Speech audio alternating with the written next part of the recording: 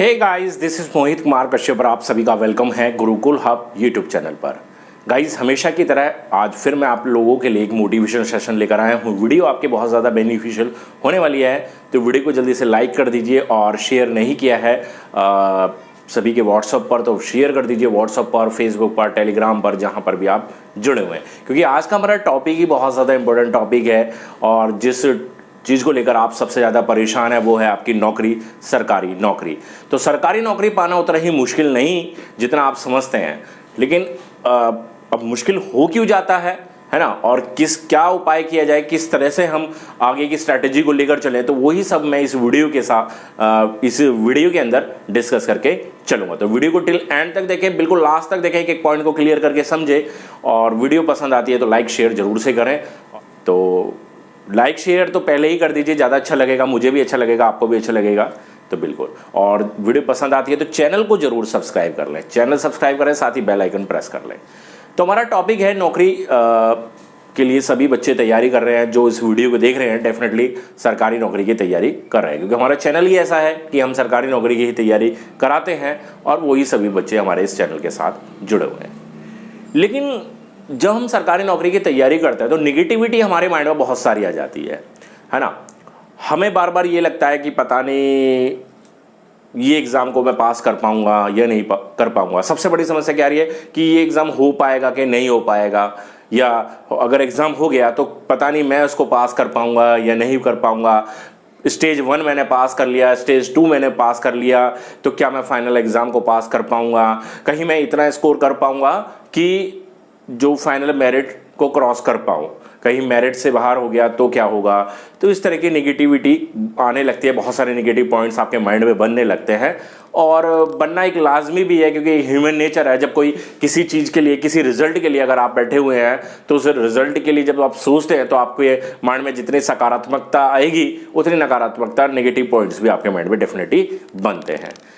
सकारात्मकता और नकारात्मकता बनने का जो मेन रीजन है वो ये है कि अगर आप अपने कार्य के प्रति पूरी ईमानदारी से लगे हुए हैं, है ना, 100% आप अपना एफर्ट लगा रहे हैं, तो जो आपकी पॉजिटिविटी है उसकी तरफ आपका झुकाव ज़्यादा होगा, आपके मन में जो पॉजिटिव ख्याल ज़्यादा आएंगे। जबकि आप केवल एग्जाम के बारे में सोचते रहते हैं, बस सोचते रहते हैं, और आपके करने में कमी है ना, वो कहते हैं ना कथनी और करनी में फ़र्क होता है, तो वही चीज़ है।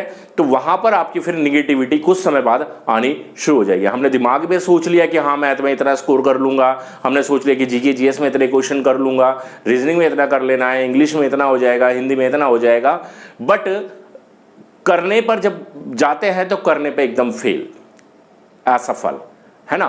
तो वो चीज़ें जो होती हैं वो आपके लिए गलत हो सकती है। जब भी आप किसी भी कॉम्पिटिटिव एग्जाम की तैयारी कर रहे हैं, किसी भी ऐसे एग्जाम की तैयारी कर रहे हैं जो आपको सरकारी नौकरी दिलाएगा, तो सबसे पहले उस एग्जाम के बारे में पूरी तरह से अच्छे से समझ लेना चाहिए, है ना। कि आप एसएससी के लिए तैयारी कर रहे हैं, रेलवे के लिए तैयारी कर रहे हैं, पुलिस एग्जाम की तैयारी कर रहे हैं, जो भी एग्जाम है ना, उसके बारे में उसको अच्छी तरह से समझ लीजिए कि इसमें किस किस तरह की पोस्ट आपको मिलने वाले हैं। क्योंकि पोस्ट अगर आपको पहले से पद पता है तो वो कहीं ना कहीं आपको मोटिवेट करने का काम करती है। आपको ये पता होना चाहिए कि इस नौकरी को लेने के बाद मुझे ये पोस्ट मिलेगी, मेरा ये रुतबा रहेगा, मुझे इतनी सैलरी मिलेगी। इन सारी चीज़ों से हमें बहुत ज़्यादा मोटिवेशन मिलता है ना। क्योंकि अभी क्या है, अभी खाली हाथ है, अभी जितने भी हैं हम, आप पूरी तरह से डिपेंड किस पर हैं? अपने मम्मी पापा पर डिपेंड है, पूरी तरह से अपनी फैमिली पर डिपेंड है। लेकिन जब हम नौकरी हासिल कर लेते हैं तो हम पूरी तरह से सेल्फ डिपेंड हो जाते हैं, है ना। और जो भी सैलरी मिलेगी वो हमारी अपनी अपनी मेहनत की कमाई की होती है, समझ रहे हैं। तो वो सारी चीज़ें आपको बहुत ज़्यादा मोटिवेशन देती है कि आप मान लीजिए आरआरबी एनटीपीसी में जा रहे हैं या एसएससी सीजीएल एसईएचएस है, तो वहाँ पर कितनी सैलरी आपको मिलने वाली है और किस पोस्ट के लिए आपको क्या काम करना पड़ेगा, तो ये आपको अच्छी तरीके से जान लेना चाहिए।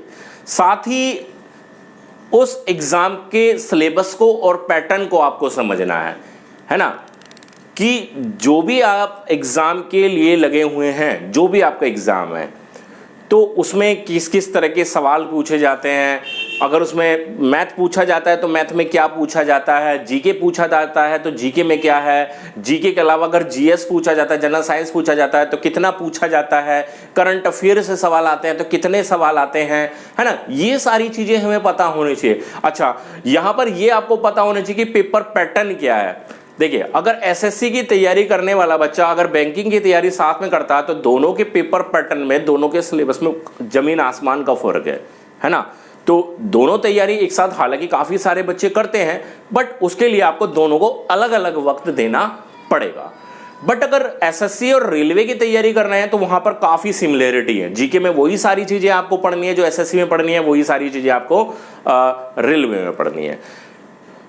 साथ ही आप अगर मैथमेटिक्स में भी जाते हैं तो वो सारी चीजें आपको सिमिलर पढ़नी पड़ती है। लेकिन फिर भी आपको एक पेपर पैटर्न का पता होना चाहिए। पेपर पैटर्न का मतलब, कहने का मतलब ये है कि अगर एसएससी सीजीएल का आप टियर 1 देने जाएंगे तो वहां पर आपको math, reasoning, GK, English 25 question करने होंगे, 200 मार्क्स के होंगे, 1 घंटे का समय होगा।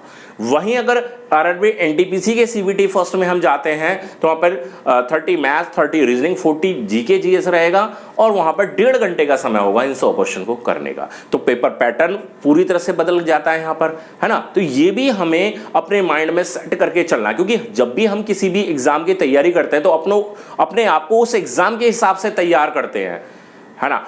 अगर रेलवे वाला बच्चा अगर एसएससी के एग्जाम देने जाएगा तो उसे कठिनाई तो हो ही जाएगी डेफिनेटली, क्योंकि जहां आपको 90 मिनट का टाइम रेलवे दे रहा है वहीं आपको 1 घंटे में इतने सवाल करने हैं।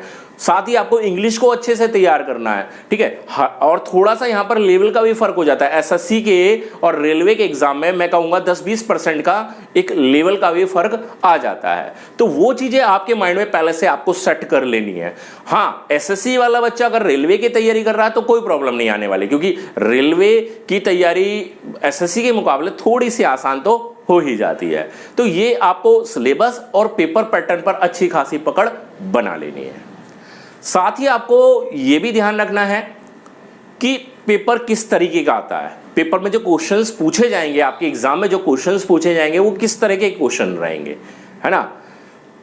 भाई मैथमेटिक्स में पढ़ रहे हैं तो मैथमेटिक्स में ये देखिए कि किस टॉपिक से किस तरह के सवाल पूछे जाते हैं, किस टॉपिक से ज्यादा सवाल पूछे जाते हैं, किस टॉपिक से कितने सवाल पूछे जाते हैं, है ना। अर्थमेटिक्स से कितना पूछा जाएगा, एडवांस से कितना पूछा जाएगा। तो ये आपको थोड़ा सा अगर पता होगा तो उस टॉपिक पर आप अच्छी खासी पकड़ बनाएंगे, है ना। ये सारी चीजें आपको कैसे पता चलती है, सब आपको प्रीवियस ईयर क्वेश्चंस जब आप तैयार करेंगे। आजकल काफी सारी ऐसी बुक आ रही है जहां पर आपको स्टार्टिंग के ही पेजेस में ये पता चल जाता है कि इस एग्जाम में इस टॉपिक से इतने सवाल पूछे गए, इस एग्जाम में इस टॉपिक से इतने सवाल पूछे गए। रेलवे के लिए अलग से आ रही हैं और एसएससी के लिए अलग से आ रही है। तो वहां से आपको एक रफली आइडिया मिल जाएगा कि जी परसेंटेज से 3 सवाल पूछे जा रहे हैं, या मेंसुरेशन से 6 सवाल पूछे जा रहे हैं, या एलिगेशन का टॉपिक है तो वहां से केवल 1 सवाल पूछा जा रहा है लगातार। तो उसी हिसाब से आप अपने आप को ढाल सकते हैं, है ना। तो प्रीवियस ईयर पेपर्स को आपको जरूर तैयार करना चाहिए, क्योंकि वो आपको सही दिशा निर्देश देंगे कि आपको ये पढ़ना चाहिए, और इस चीज को आप अवॉइड कर देंगे तो काम चल जाएगा। वो कहते हैं ना कि हमें कैसे पता चलेगा कि एग्जाम में क्या पूछा जाना है, तो वो प्रीवियस ईयर्स पेपर्स जो होते हैं, पीवाईज क्यूज जो होते हैं, वो आपको हेल्प करते हैं कि आपको क्या पढ़ना है और क्या छोड़ के चलना है। अच्छा, कुछ बच्चों का ये बड़ी समस्या होती है कि वो जब प्रीवियस ईयर क्वेश्चंस के सेट लगाते हैं तो उनका स्कोर अच्छा खासा आ जाता है, लेकिन जब न्यू मॉडल सेट लगाते हैं तो उनका स्कोर लटक जाता है, मतलब कम हो जाता है। तो अब ऐसा क्यों? देखिए, प्रीवियस ईयर क्वेश्चंस में स्कोर डेफिनेटली आपका बढ़ेगा ही बढ़ेगा, क्योंकि हम जितनी भी बुक्स वगैरह फॉलो करते हैं वहां पर भी प्रीवियस ईयर क्वेश्चंस ऑलरेडी होते हैं। तो जब हम प्रैक्टिस के दौर में होते हैं तो उन प्रीवियस ईयर क्वेश्चन को ऑलरेडी हम पहले से तैयार किए गए होते हैं। जबकि मॉडल सेट्स में क्या होता है, कुछ पब्लिशर्स क्या होता है उसमें नए क्वेश्चंस इंक्लूड कर देते हैं। तो उससे क्या होगा, जब नया क्वेश्चन आपके सामने आएगा तो कहीं ना कहीं आपको वो बाधा आनी है। लेकिन ऐसी सिचुएशन में आपको कभी भी घबराने की जरूरत नहीं है ना। आपको उन क्वेश्चंस पर भी अच्छे से ध्यान देना है, ठीक है। प्रीवियस ईयर क्वेश्चंस करने के साथ साथ जितने भी मॉडल सेट्स हैं, है ना, मॉडल सेट्स में यहां पर आपको बिल्कुल भी कोई भी कमी नहीं करनी चाहिए। जितने भी मॉडल सेट्स हैं उनको लगाइए, है ना। जो जो क्वेश्चन दिक्कत करते हैं उनको भी सॉल्व करके करते चलिए। कुछ बच्चों के साथ मैंने ये बड़ी समस्या देखी कि वो तैयारी बहुत अच्छी कर रहे हैं, है ना, बहुत अच्छी तैयारी कर रहे हैं, 6, 7, 8 घंटे जो भी उन्होंने अपना टाइम टेबल सेट किया हुआ है उस टाइम टेबल को बखूबी निभा के अपनी तैयारी तो बढ़िया कर रहे हैं, लेकिन जब टेस्ट की बात आती है तो टेस्ट से घबरा जाते हैं, टेस्ट के नाम पर वो पीछे हट जाते हैं, चाहे वो ऑनलाइन टेस्ट है चाहे ऑफलाइन टेस्ट है। भाई ऐसा क्यों? जब आप तैयारी बढ़िया कर रहे हैं, है ना, जब आप अपने आप को बेहतर बनाकर चल रहे हैं तो फिर टेस्ट से क्यों घबराना? ऐसे में क्या होता है, जब आप फाइनली जब एग्जाम वाले दिन टेस्ट देने जाते हैं ना, जब एग्जाम देने जाते हैं तो वहां आप बिखर जाते हैं, क्योंकि आप वो एग्जाम का प्रेशर झेल नहीं पाते। 1 घंटे में 100 क्वेश्चन करने हैं, 1.5 घंटे में 100 क्वेश्चन करने हैं, हर तरह के क्वेश्चन होंगे, तो उस प्रेशर से आप वाकिफ नहीं हो पाते और सब काम तमाम हो जाता है। मतलब जो करी कराई पढ़ाई होती है वो सब बेकार हो जाती है, सब वेस्ट हो जाती है। तो ये गलती आपको कभी नहीं करनी है। डेली नहीं, 2 दिन पर, 2 दिन नहीं, 3 दिन, 5 दिन या हफ्ते में, जैसे आपको एग्जाम के लिए जितना समय मिल रहा है उसके हिसाब से आप अपने आप को टेस्ट जरूर करते चलें, मॉक टेस्ट जरूर लगाते चलें। प्रीवियस ईयर क्वेश्चंस के अलावा मैं बताकर चल रहा हूं, क्योंकि मॉडल सेट में कुछ नए क्वेश्चन मिलेंगे और नए क्वेश्चन मिलेंगे तो वो कहीं ना कहीं आपके लिए बाधा लेकर आएंगे, और जब बाधा लेकर आएंगे तो आप डेफिनेटली उनको भी बेहतर तरीके से तैयार करेंगे, और जब बेहतर तरीके से उन क्वेश्चन को तैयार कर लेंगे तो फिर आपकी जितने भी ऑब्स्टेकल हैं, जितनी भी बाधाएं हैं आपकी तैयारी में, वो सारी रिमूव होती धीरे धीरे चली जाएंगी। ठीक है, और प्रिपरेशन में किसी भी प्रकार की फिर कोई कमी नहीं रहेगी। तो यहां पर मैंने ये 4-5 पॉइंट पर आज बात की, और चारों पांचों पॉइंट पर अगर आप डेफिनेटली अमल करेंगे, स्ट्रिक्टली फॉलो करना है। देखिए, सरकारी नौकरी पाना मैंने यहां पर इतना इजी इसलिए बताया क्योंकि आप अगर एक हार्ड, एक कह सकते हैं कि आप एकदम पूरे डेडिकेशन के साथ हार्ड वर्क करते हैं, हार्ड वर्क के साथ साथ जो मैंने स्मार्ट तरीका आपको बताया है, अगर उस वे में आप तैयारी करेंगे तो डेफिनेटली बहुत कम समय में आप अच्छा खासा रिजल्ट ले लेंगे, है ना। यूं तो ऐसे भी काफी सारे स्टूडेंट हैं जो 2-2, 3-3 साल, 5-5 साल से तैयारी कर रहे हैं और कहीं कोई सिलेक्शन नहीं ले पा रहे। तो उन स्टूडेंट से भी मेरा यही कहना है कि अपने आप को चेक कीजिए कि क्या आप उस लेवल पर तैयार हैं तो कि आप एक एग्जाम को बीट कर पाए। क्या आपने अपनी तैयारी में ये सारी चीजें की जो मैंने यहां पर बताई, है ना। अगर नहीं की तो यानी कि आपने अभी वो प्रॉपर तैयारी नहीं की जो एक एग्जाम को बीट करने के लिए, एक सरकारी नौकरी को पाने के लिए आज के समय में बहुत ज्यादा जरूरी है। तो आई होप कि स्टूडेंट्स आपको मेरी सारी बातें यहां पर क्लियरली समझ में आ गई होंगी, और जो नए स्टूडेंट हैं जो अभी फिलहाल तैयारी शुरू कर रहे हैं या कुछ ही समय से तैयारी में जुड़े हैं, तो बिल्कुल वो इन सारी चीज़ों को फॉलो करें और डेफिनेटली आप एक अच्छा रिजल्ट लेकर आएंगे, ये मैं आपसे उम्मीद करता हूं।